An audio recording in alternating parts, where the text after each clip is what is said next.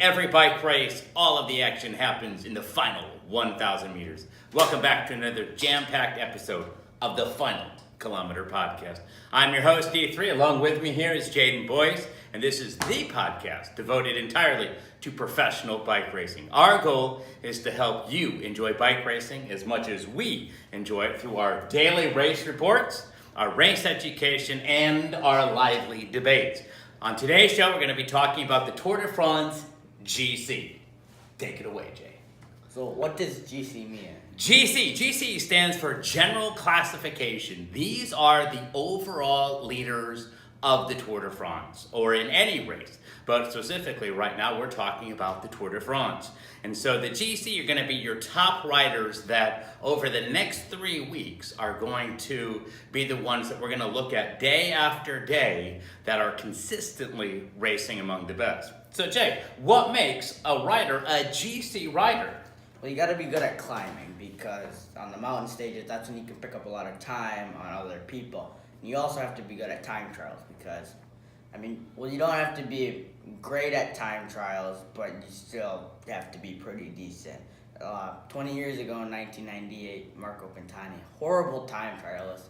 He was a good climber. He got 9 minutes on his other rivals, and then he lost 3 minutes, but he still got enough time on the mountains to win the Tour de France that year. So let's kind of help them understand how we do this. So at the beginning of every one of the 21 stages, they sort of begin a stopwatch, and the clock starts ticking. And once that person crosses the line, the clock stops. And at that point, each person has their time. Now, if they end in a group, everyone in that group, whether that group is 2 people or 200 people, they all get the same time in that group. And so that's where you start to see these differences in the time. And so that's where we start to see consistently. So it is possible for someone to never win a stage and win the Tour overall because they're finishing consistently with the group. They don't necessarily have to win every stage. And that's why I will go on record and say Mark Cavendish, contrary to what some media reports are doing today, Mark Cavendish will never win a Tour de France. Now, wouldn't you say Mark Cavendish is a great sprinter? Yeah. He's your Mannix missile that you absolutely love. Yeah, he's got 30 stages in the Tour de France, and the only person to get more than him is Eddie Merckx, which he will break that record this year. You're saying that on record? I'm saying it. He's going to go. All right, so there you go. You have it right there. Now Mark Cavendish has won many, many stages, but as soon as he gets into the mountains, when you compare him to the likes of Nibali or Froome or Richie Porte, he will lose hours on the GC, and in which case that pretty much declassifies him out. Even though he could win on the last day as we enter into Paris, that doesn't necessarily make you the winner of the Tour de France, right? So who do we have with us today in the Tour that's a previous winner that we should look at for GC? Well, there's only actually 2 people who are. That's Vincenzo Nibali and Chris Froome.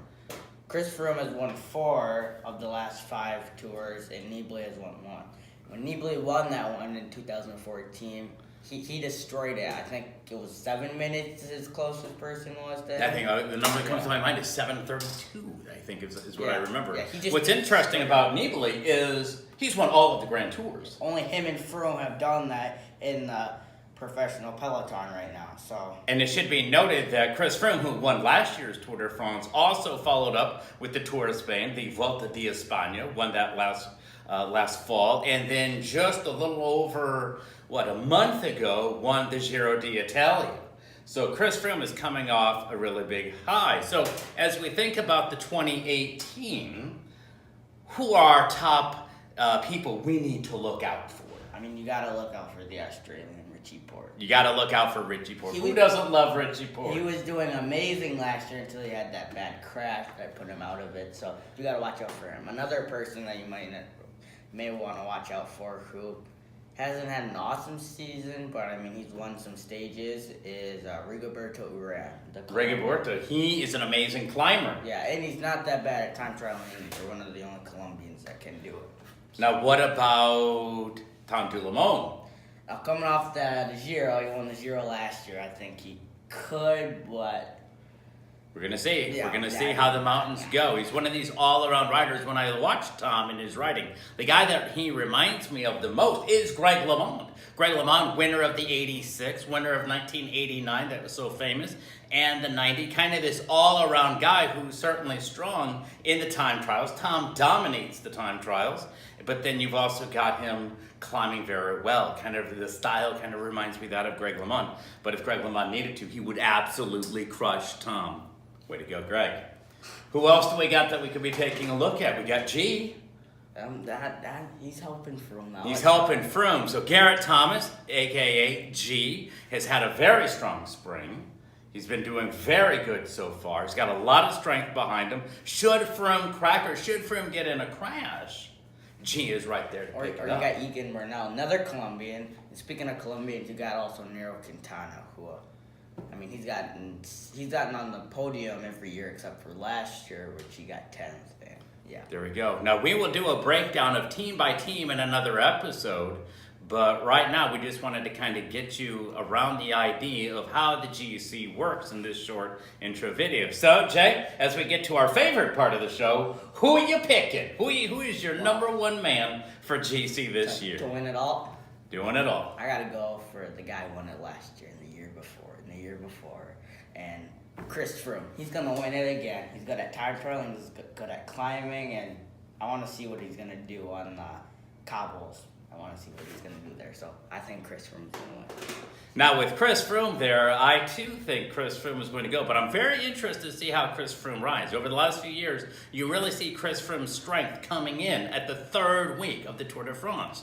However, this year, with riding the Giro, he had to change his plan, and he did an amazing job. We saw that 80-kilometer breakaway solo ride to win the Giro. This was a guy possessed on winning a Grand Tour and did everything it took to do that. And so with that in mind, I'm curious, did he peak too soon and is he too strong? But as I look at everyone else, I am going to go with you and say I think it's certainly Chris Froome's race to win. But should something happen, my backup is Richie Porte. I think Richie's been having an amazing time and it's going to take 21 days to see. My backup would actually be Vincenzo Nibali. Ooh. He slammed the door in 2014. He blew everybody away. So that's who we're picking. In the comments below, we'd love to hear your thoughts as to who your top picks are for the GC of the 2018 Tour de France. So until next time, I'm D3. I'm Jaden Boyce. And we'll see you next time when we go into the final kilometer.